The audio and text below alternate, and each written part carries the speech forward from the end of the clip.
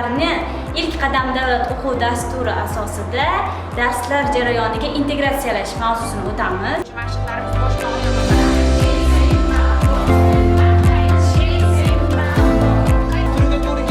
Men Nuriddinova Shoira 2025-yil iyun oyida Namangan viloyati pedagogik mahorat markazida malaka oshirib kelmoqdaman. Oy boshidan juda ham ko'p metodlarni o'rgandik. Bu yerga kelib yangi metodlarni o'rgandik. Bu metodlarni o'rganib o'zimizni tumandagi xorij til o'qituvchilariga ham borib bo'lishmoqchiman.